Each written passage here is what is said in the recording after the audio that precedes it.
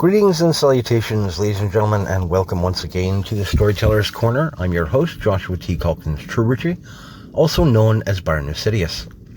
Today we continue the presentation of Captured, a Metroid fanfiction written and presented by yours truly. We pick up today with Part 5. Molly tried to lose herself in the moment, to let her worries drift away while Wrench worked her magic and her tongue and fingers. Yet despite the feverish need with which the captain had thrown herself on her part-time lover initially, she couldn't force away the gut feeling that things were going to turn pear-shaped on them all before they arrived at Zod's outpost. When she looked up, it was clear that the mechanic knew something was wrong.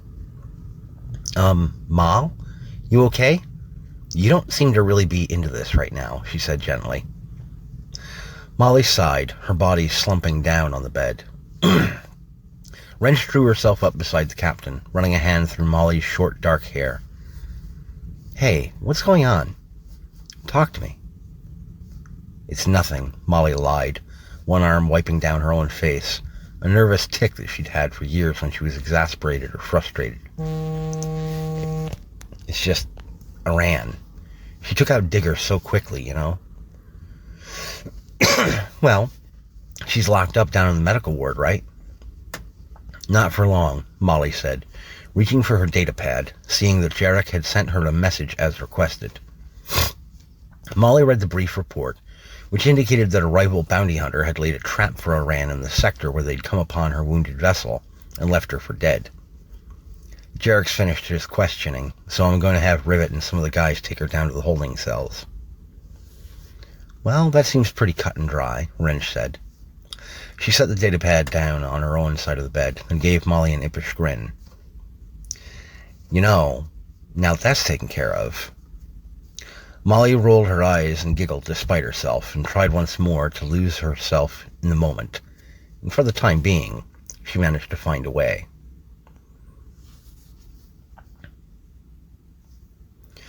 Rivet checked over his men visually one last time as they stopped outside of the medical bay door, making sure each one of them had a weapon in hand and their impact armor in place. All right, I want this bitch kept in the center of the box formation, people. Don't let her touch you, and don't touch her either. Don't look her in the eye, and don't talk to her. Just keep your weapons ready, and if she makes any kind of move you think is even a little questionable, you stun her right away. Don't second-guess yourself, and don't second-guess each other. We take no chances with Iran until she's behind the wall of a holding cell. Understood? Yes, sir, they all replied as one. Rivet nodded, hoisted up the barrel of his blaster rifle, and led his men through the pneumatic door into the medical bay. The lights immediately rose a little as they entered, and Rivet could hear the whir of the heat units in the walls kicking on. Jarek stood by the panel wall across from the treatment chamber, cycling through various screens. The medical robot turned toward the Mossau and gave a little wave. You are here to transfer the prisoner to a holding cell, then? Jarek asked. No, I thought we'd have a nice picnic lunch out on the underside of the ship's hull, Rivet replied. Jarek's eyelights fluttered, and a strange thunk noise issued from his chest unit. That would be unadvisable, Rivet. The ship's exterior magnet plating layer hasn't been activated, and you're not wearing a repair exosuit, the robot replied. Rivet let out a weary sigh and shook his head. Just turn off the force door, Doc, the Mossau said. Jarek tapped several buttons on the main command console, and with a shimmer, the force door to the treatment room flickered away.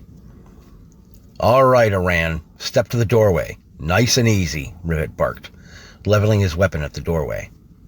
Samus strode over into the doorframe, looking straight ahead, her arms held loose at her sides. Even in a flimsy medical gown, Rivet didn't like the way she moved so seamlessly. Only snakes moved about with less sign of their passage.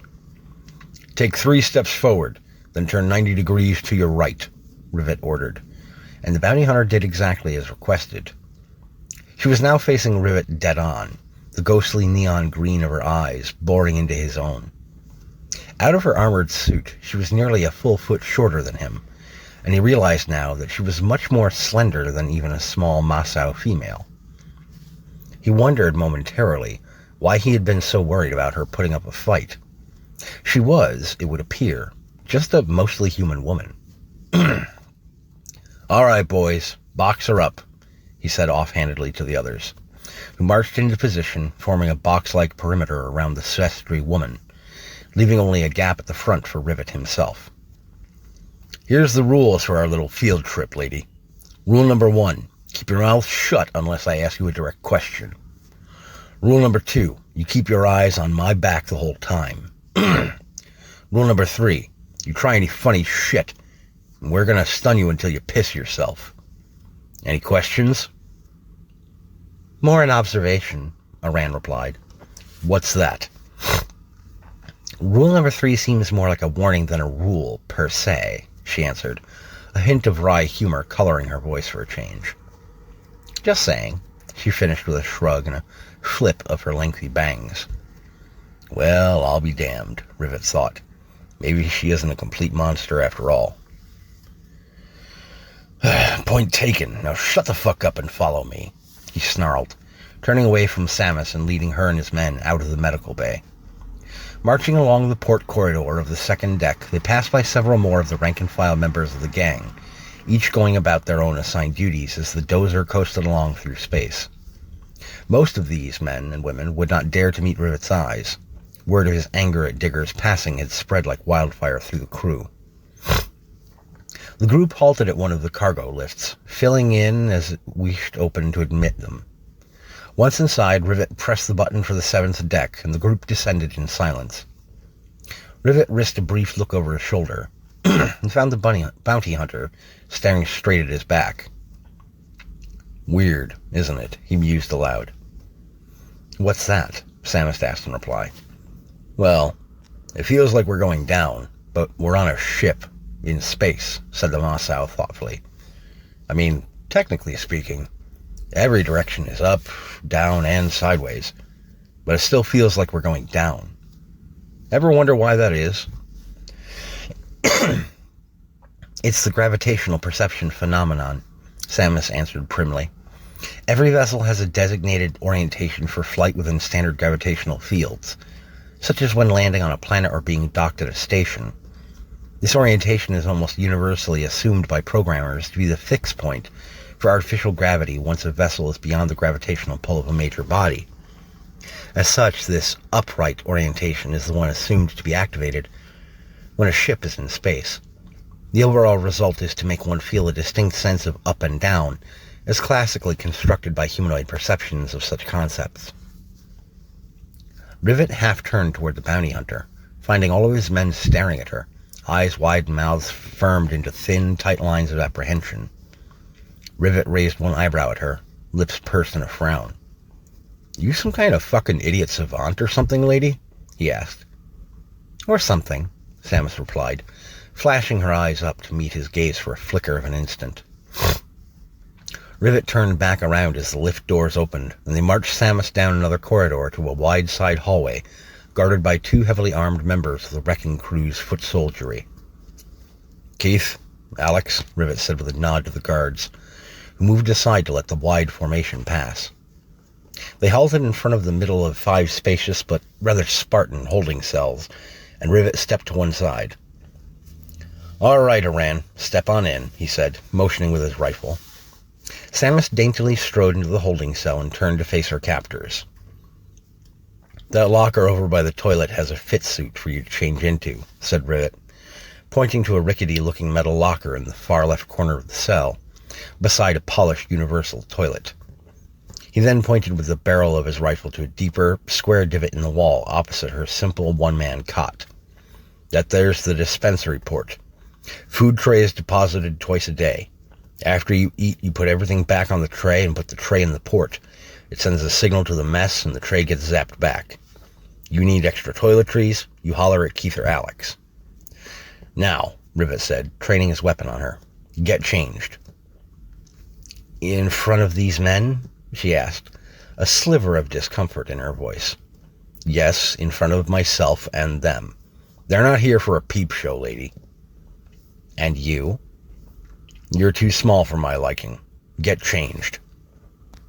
Samus turned around and walked over to the locker, opening it and pulling out a sort of baggy gray speed suit.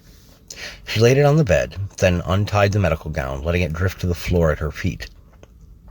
Rivet found himself admiring her form, but for reasons he assumed, far different than those of the humans in his retinue. Samus's flesh was a latticework of scars of various sorts. Her left shoulder blade like a relief map of the Andes of First Earth.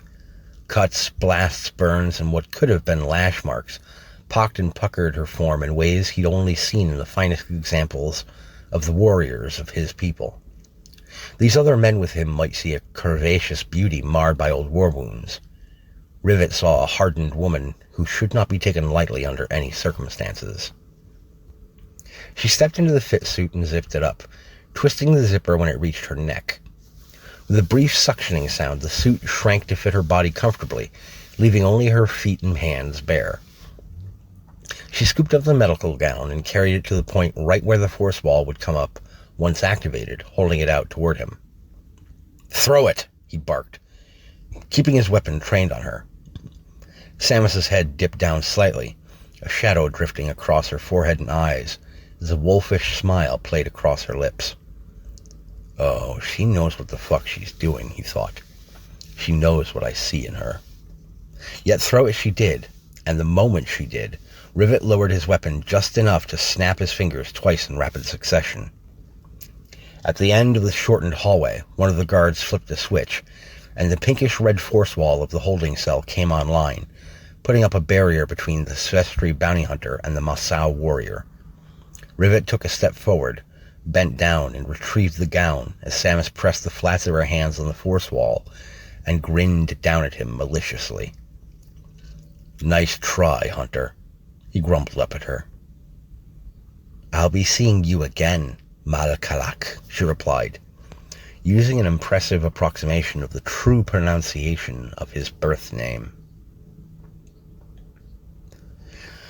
Thus concludes Part 5 of Captured, a Metroid fanfiction. Ladies and gentlemen, I do hope that you are enjoying the tale thus far, and I thank you for joining me here once again. Ladies and gentlemen, thank you for tuning in, thank you for listening. I ask that you take care of yourselves, and remember, as always, keep reading.